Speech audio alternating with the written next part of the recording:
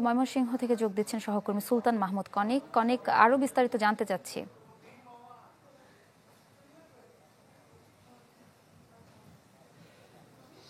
ইপসিতা, এই ঘটনাটি এখন পুলিশ যে কয়েকটি বিষয়কে প্রাধান্য রেখে মূলত তদন্ত করছে, সেটি হচ্ছে যে চিরকুট যেটি পাওয়া গিয়েছে সেই চিরকুটে লেখা আছে এবং সেটি রতন মিয়ার চিরকুট, এরকম একটি ধারণা করছে পুলিশ।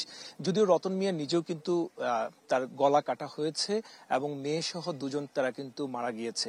স্ত্রী যে আছে জুলেখা, সেও কিন্তু আহত হয়েছে। তাহলে ঘটনাটি হচ্ছে পুলিশ যেটি বিষয়টিকে তদন্ত করছে এবং দেখছে যে যদি স্ত্রীর প্রতি পরকীয়ার যে সন্দেহর যে বীজ মূলত বপন করে গেছেন এই চিঠির মাধ্যমে, এই চিঠিটি যদি রতন মিয়ার হয়ে থাকে, সেক্ষেত্রে এই বিষয়টি অনেক আগে থেকেই তাদের মধ্যে এক ধরনের বিবাদ চলছিল এবং কলহ লেগে থাকতো। এবং আমরা যতটুকু জানতে পেরেছি যে আজকে জুলেখার আবারও পুনরায় দুবাই যাওয়ার কথা ছিল এবং এই দুবাই যেন না যায় সেজন্য গতকাল এই রতন মিয়া সে কিন্তু গাজীপুর থেকে আসে খবর পেয়ে, এবং তাদের মধ্যে প্রায় অনেকদিন ধরে এক ধরনের বিবাদ লেগেছিল।